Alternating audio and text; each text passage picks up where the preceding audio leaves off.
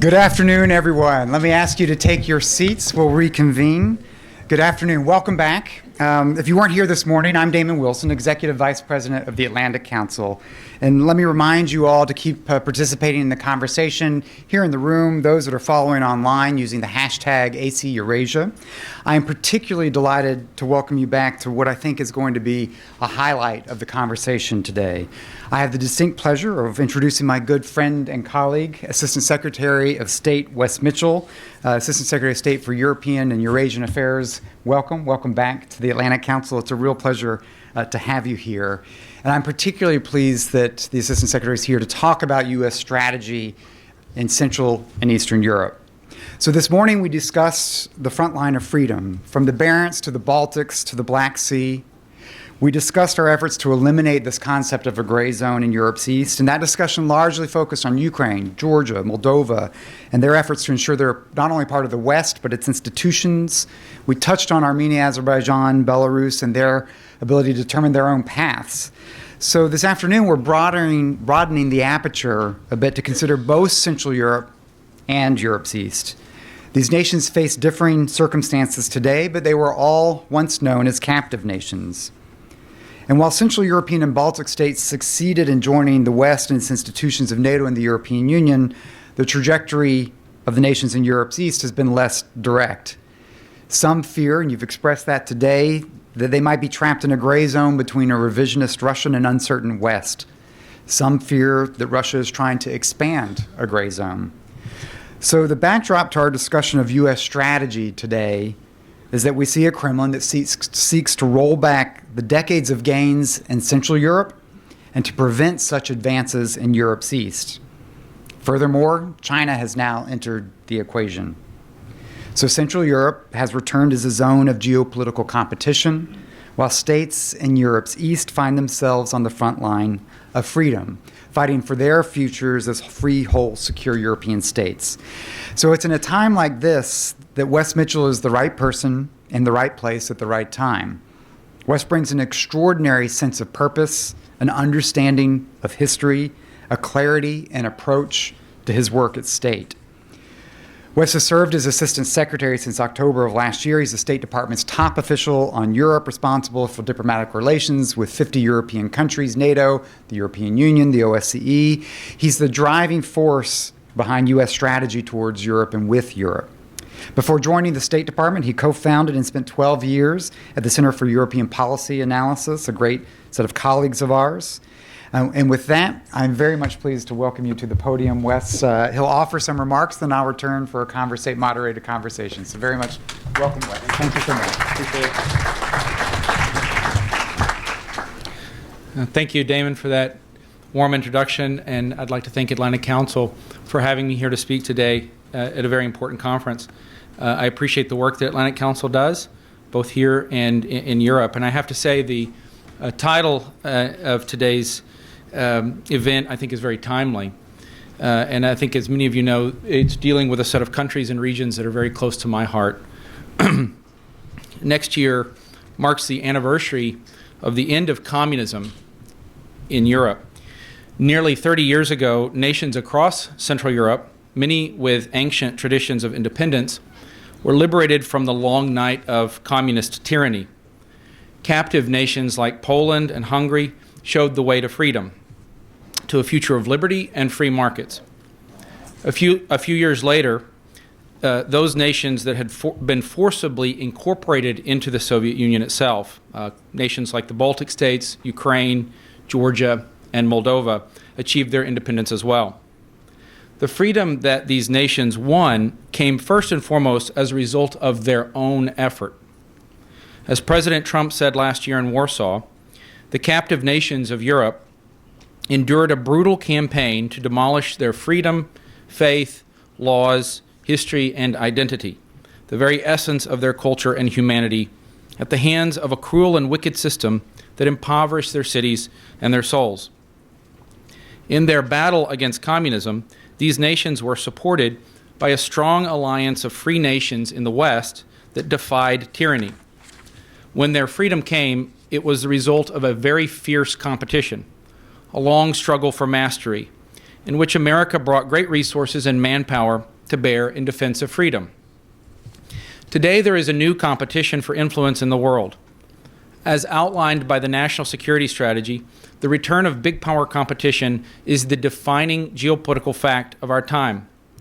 The need to systematically prepare for this competition is the central task of U.S. foreign policy.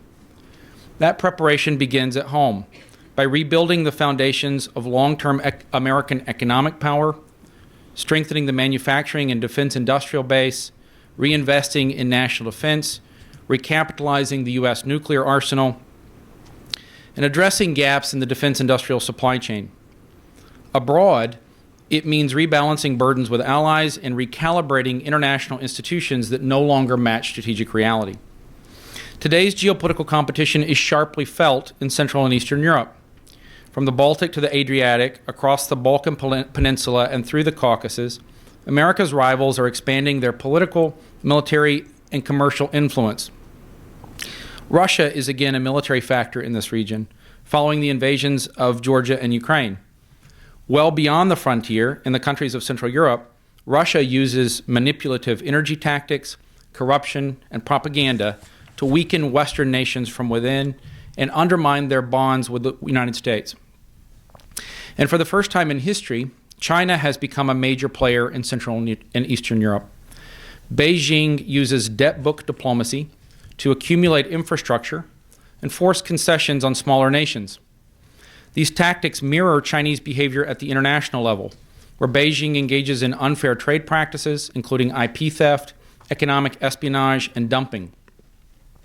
In 2008, China invested less than $1 billion in Europe.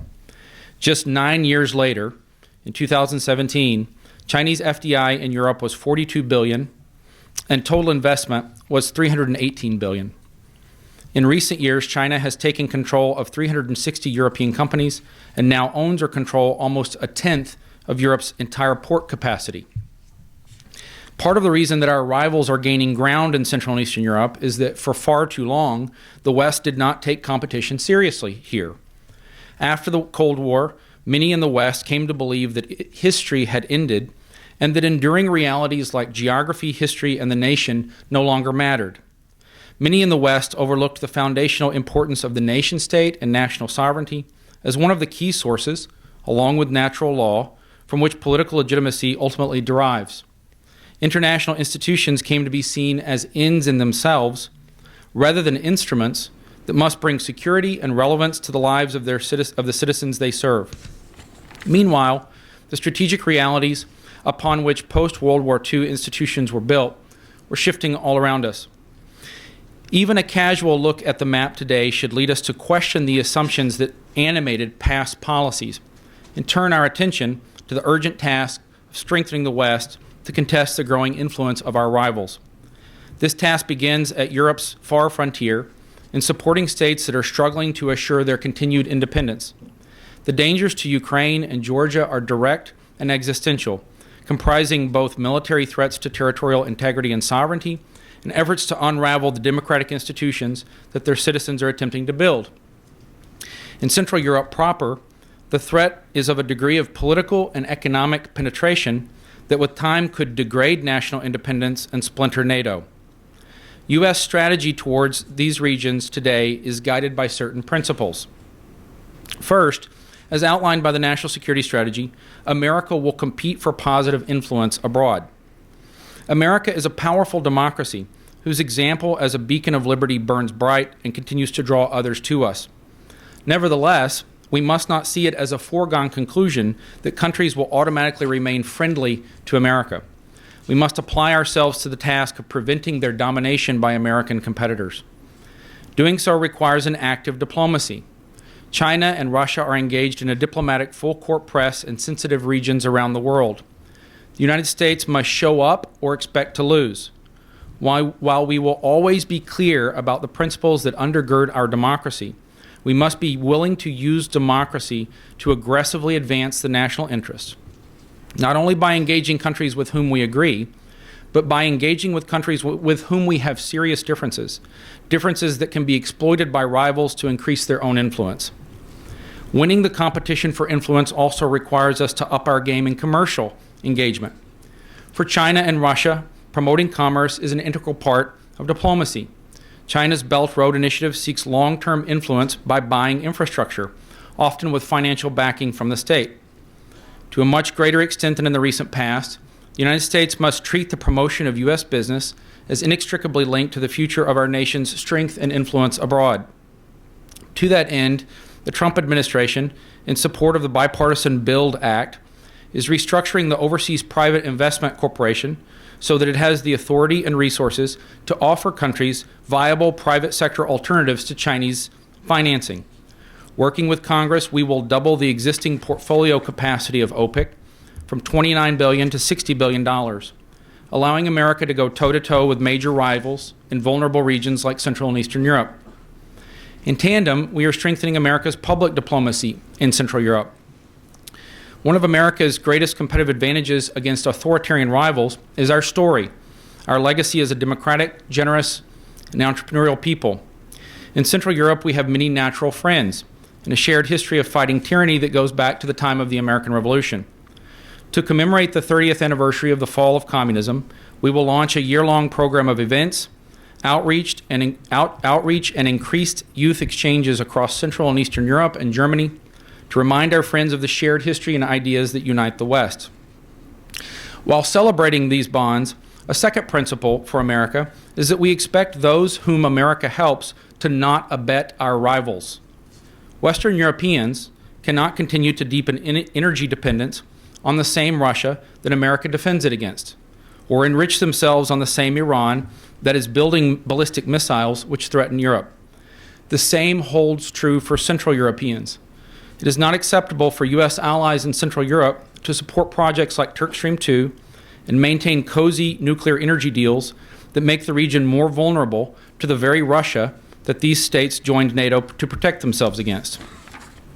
Many of America's closest allies in Central Europe operate networks of corruption and state-owned enterprises that rig the system in favor of China and Russia. This creates an uneven playing field for U.S. companies.